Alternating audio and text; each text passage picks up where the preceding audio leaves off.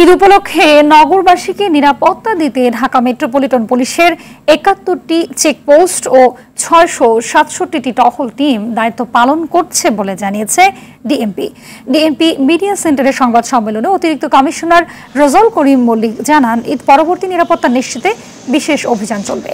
এদিকে গুলশানের সংবাদ সম্মেলনে র্যাব জানায়, রাজধানীবাসীর জন্য ৩ স্তরের নিরাপত্তা ব্যবস্থা গ্রহণ করেছে তারা। নিরাপত্তাজনিত কোনো প্রয়োজনে র্যাবের কন্ট্রোল রুমে জানানোর জন্য নগরবাসীকে অনুরোধ করেছেন র্যাব ১-এর অধিনায়ক লেফটেন্যান্ট কর্নেল জাহিদুল করিম। জননিরাপত্তা বিধানে ২ পালায় ডিএমপির ৬৬৭টি টহল টিম দায়িত্ব পালন করে আসছে।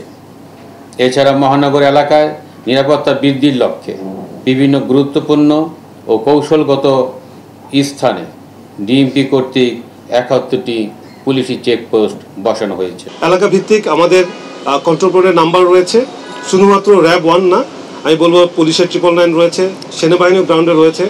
আপনারা যদি দ্রুত আমাদেরকে ইনফর্ম করেন তাহলে আমরা যে কোনো ধরনের অপরাধ সংঘটিত হওয়ার আগেই প্রতিরোধ করতে সক্ষম হব।